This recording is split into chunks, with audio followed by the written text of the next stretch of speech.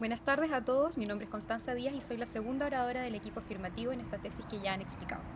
Primero que nada me gustaría pasar a refutar directamente lo que ha dicho Nicolás de la bancada opositora en su discurso para luego reafirmar los argumentos entregados por David en nuestro primer discurso.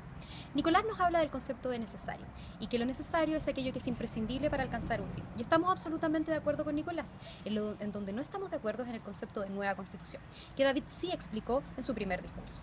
Para nosotros, una nueva constitución no implica necesariamente partir desde cero con la redacción de una constitución, sino que implica cambios esenciales en la actual constitución, lo que provocaría que devengue en una nueva constitución, en una distinta a la ya existente. Por lo tanto, este proceso de reformas a los elementos esenciales sí significa y es necesario para alcanzar los fines que proponemos.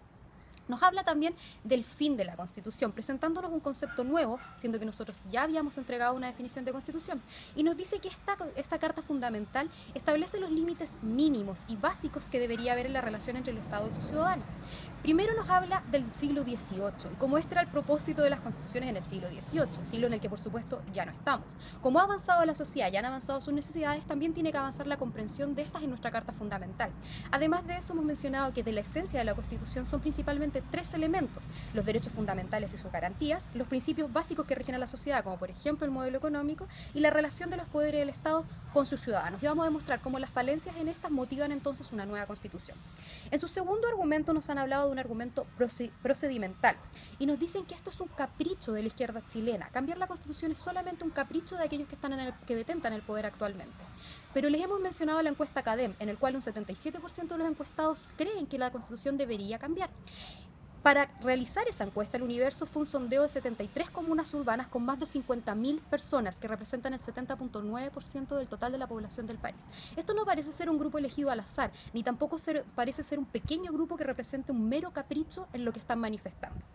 Nos dice entonces que podemos suplir la legitimidad histórica en el origen de la Constitución mediante una legitimidad de uso. Pero nos parece curioso que haya una legitimidad de uso en una ley, puesto que la población está obligada a acatar y a seguir la ley, no tiene otra opción, por lo tanto su única opción era en este caso legitimar la ley mediante su uso.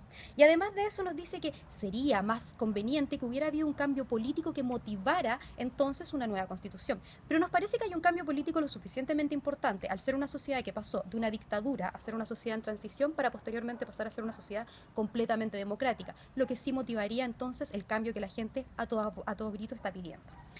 En su discurso, David entonces les mencionaba tres argumentos. Primero, el argumento del origen. Efectivamente, mediante la encuesta que hemos mencionado, hemos probado que la gente desconoce el origen legítimo de esta Constitución y por lo tanto no se siente representada por ella. Segundo, hemos hablado del tema de la multiculturalidad y cómo esto efectivamente es un problema en un país donde conviven muchas etnias. ¿Cómo podemos hablar de una Constitución que garantice derechos mínimos y básicos para pueblos que ni siquiera reconoce? Esto nos parece ser principalmente el motivo esencial por el cual esta Constitución debe cambiar. Y finalmente hablamos de una falta de claridad. La Constitución ha fallado en precisar quién es finalmente el que debe garantizar los derechos fundamentales que ella misma menciona. Esta falta de claridad es grave a los ojos de todos los chilenos. Si ya tenemos chilenos que no se sienten incluidos, que no saben quién es el responsable de sus derechos y finalmente ni siquiera están de acuerdo con el origen de esta Constitución, es precisamente por eso que tenemos que cambiar nuestra Constitución actual. Muchas gracias.